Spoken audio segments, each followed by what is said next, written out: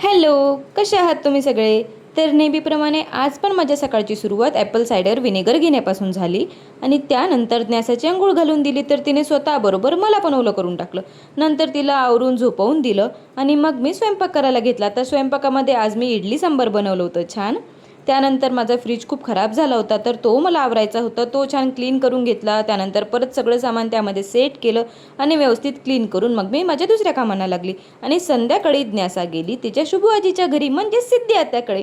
तिला तिकडे जायला खूप आवडतं, खूप एन्जॉय करते ती तिथे. आणि मग मी स्वयंपाक बनवायला घेतला परत संध्याकाळचा. तर जेवणामध्ये मी उत्तप्पम बनवलं होतं छान छान.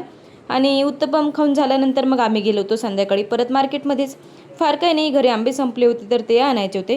आणि न्यासा आधीच बाईकवर जाऊन पण बसली होती.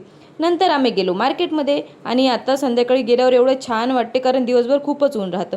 आंबे वगैरे घेतले आणि आंबे घेऊन झाल्यानंतर मग आम्ही म्हटलं की चला थोडीफार पाणीपुरी खाऊन घेऊ. मस्त आमच्या नेहमीच्याच काकांकडे आम्ही पाणीपुरी खाल्ली. आणि पाणीपुरी खाऊन झाल्यानंतर मग मी एक आईसगोला घेतला, तो खाल्ला.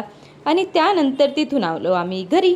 चला भेटू पुढच्या व्लॉगला, तोपर्यंत बाय. आणि व्लॉगला लाईक शेअर आणि सबस्क्राईब नक्की करा. Okay bye.